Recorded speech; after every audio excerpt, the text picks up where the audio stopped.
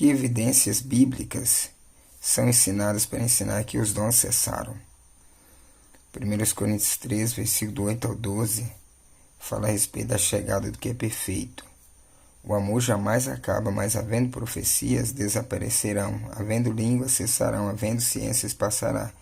Porque em parte conhecemos, em parte profetizamos. Versículo 10. Quando, porém, vier o que é perfeito, então o que é em parte será aniquilado. Versículo 11. Quando eu era menino, falava como menino, sentia como menino, pensava como menino. Quando cheguei a ser homem, desisti das coisas próprias de menino. Aí tem uma passagem interessante em Efésios capítulo 4, versículo do 11 ao 16, né, que fala assim: e ele mesmo concedeu uns para apóstolos, outros para profetas, outros para evangelistas e outros para pastores e mestres, com vista ao aperfeiçoamento dos santos, para o desempenho do seu serviço para a edificação do corpo de Cristo, até que todos cheguemos à unidade da fé e do pleno conhecimento do Filho de Deus, a perfeita varonilidade, ou seja, a maturidade, a medida da estatura da plenitude de Cristo, para que não mais sejamos como meninos agitados de um lado para o outro, levados ao redor por todo o vento de doutrina, pela artimanha dos homens, pela astúcia com que induz ao erro. Mas, seguindo a verdade em amor, cresçamos em tudo naquele que é o cabeça, Cristo, de que todo o corpo bem ajustado e consolidado pelo auxílio de toda junta, segundo a justa cooperação de cada parte, efetua o seu próprio aumento para a edificação de si mesmo em amor. E versículo 13, na tradução NVI. Até que todos alcancemos a unidade da fé e do conhecimento do Filho de Deus e cheguemos à maturidade, atingindo a medida da plenitude de Cristo. Veja bem, supõe-se que o que é perfeito é o cânon das Escrituras. Portanto, línguas e profecias, no versículo 8 e 10, cessaram quando a Bíblia foi completada.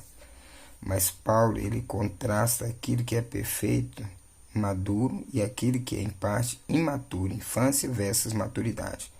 Paulo também fala do amor e da perfeição dos crentes. O conceito de perfeição no Novo Testamento é maturidade. A perfeição aqui mencionada refere-se à maturidade do povo de Deus e não à Bíblia. Então não pode ser o cânon das Escrituras.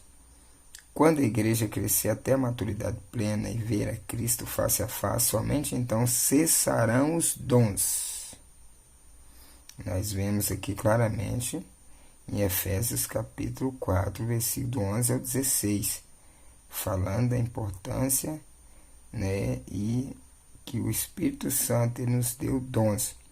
Mas 1 João 3, 2 fala assim: amados, agora somos filhos de Deus, ainda não se manifestou o que havemos de ser, mas sabemos que quando ele se manifestar, seremos semelhantes a ele, pois o veremos como ele é. O dispensacionalismo tenta relegar, desprezar, rejeitar as manifestações sobrenaturais à era apostólica.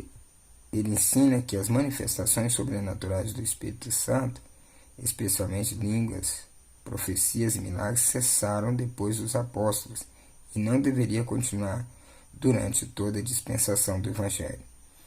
Mas textos que afirmam e que confirmam a continuidade dos dons. Eu vou ler alguns deles aqui e presta atenção para você entender.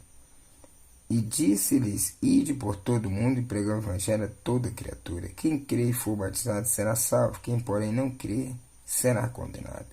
Estes sinais hão de acompanhar aqueles que creem. Em meu nome expelirão demônios, falarão novas línguas, pegarão em serpentes. E se alguma coisa mortífera beberem, não lhes farás mal. E se impuser as mãos sobre os enfermos, eles ficarão curados. Marcos 16, do 15 ao 18. João 14, 12. Em verdade vos digo que aquele que crê em mim fará também as obras que eu faço, e outras maiores fará, porque eu vou para junto do Pai. Atos 2, do 38 ao 39. Respondeu-lhes Pedro: arrependei-vos, e cada um de vós seja batizado em nome de Jesus Cristo para a remissão dos vossos pecados, e recebereis o dom do Espírito Santo. Pois para vós outros há promessa, para os vossos filhos, para todos que ainda estão longe, isto é, para quantos o Senhor nosso Deus chamar. Ensina-se também que somente os 12 apóstolos exercitaram os dons sobrenaturais. Mas a igreja de Corinto tinha todos os dons e especialmente praticava as línguas fluentemente. 1 Coríntios, capítulo 1, versículo dos 5 ao 7, e os capítulos 12 e 14, fala sobre isso. Filipe tinha 4 filhos que profetizavam em Atos 21, do 8 ao 9. Alguns dizem que somente os apóstolos que falaram em línguas no dia de Pentecostes, em Atos 2. Em Atos 2:1 não temos a quantidade específica, mas temos uma menção de 120 pessoas em Atos 1, do 13 ao 15. Quando ali entraram, subiram para o cenáculo, onde se reuniram Pedro, João, Tiago, André, Filipe, Bartolomeu, Tomé, Mateus, Tiago, filho de Alfeu, Simão Zelote e Judas, filho de Tiago. Todos eles perseveravam unânimes em oração com as mulheres, com Maria, mãe de Jesus, e com os irmãos dele. Naqueles dias levantou-se Pedro no meio dos irmãos. Ora, compunha-se a assembléia de umas 120 pessoas. Pedro menciona a profecia de Joel: filhos e filhas, jovens, velhos, receberiam o Espírito Santo. Argumenta-se também que o ministério dos apóstolos era único e não tinha sucessores. Mas o Novo Testamento fala da existência de vários apóstolos e profetas que não eram os 12. Por exemplo, Matias, Barnabé, Apolo, Júnias, Andrônico, Tiago, Silas, Timóteo, Tito, Epafrodito e o próprio Paulo. A menção de apóstolos e profetas em Efésios capítulo 4, levantados por Cristo para edificar a igreja, por exemplo. Os apóstolos tiveram, na verdade, um ministério singular quanto à inspiração divina para que pudessem entregar a Bíblia à igreja. Outros ministérios sucessivos não podem acrescentar ou alterar algo da palavra, mas somente podem edificar sobre ela. Outro argumento: somente podia receber o Espírito Santo aqueles sobre os quais os apóstolos impunham as mãos. Claramente, pessoas receberam o Espírito sem que os apóstolos tivessem imposto as mãos. Em Atos 9:17, por exemplo, Ananias impôs as mãos sobre Saulo, e Saulo impôs as mãos, Paulo agora, sobre os Efésios, os irmãos Efésios. Em Atos 19:6, Paulo impõe as mãos também sobre Timóteo. Agora, os dons ou o amor. Entretanto, procurai com zelo os melhores dons, e eu passo a mostrar-vos ainda um caminho sobremodo excelente. 1 Coríntios 12:31. Ainda que eu tenha o dom de profetizar e conheço todos os mistérios e toda a ciência, ainda que eu tenha tamanha fé a ponto de transportar montes, se não tiver amor, nada serei. 1 Coríntios 13:2. Uma terceira opinião diz que Paulo aqui divorcia os dons do amor, e que eles dizem que se alguém tem amor, ele não necessita dos dons, porque eles não são para o estágio da infância. É isso mesmo. O amor torna-se os dons supérfluos. Mas olha o que Paulo diz a seguir: segui o amor e procurai com zelo os dons espirituais, mas principalmente que profetizeis.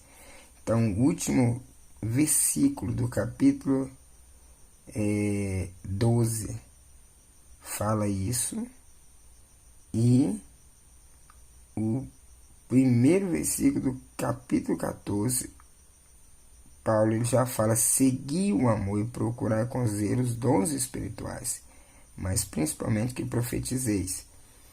Aí veja bem, 1 Coríntios 12, 13 e 14 nos dão um princípio muito importante quando eles são estudados como unidade. O capítulo 12 descreve os dons, o capítulo 13 dá ênfase ao amor, e o capítulo 14 dá ênfase à combinação de ambos em seu funcionamento prático. Os dons combinados com o amor que constituem um caminho mais excelente. E para finalizar, John Wesley disse isso no século XVIII. Os dons espirituais são para os dias de hoje, E a única razão de ele ser escasso é que os cristãos se tornaram pagãos novamente, tendo somente uma formalidade mortal.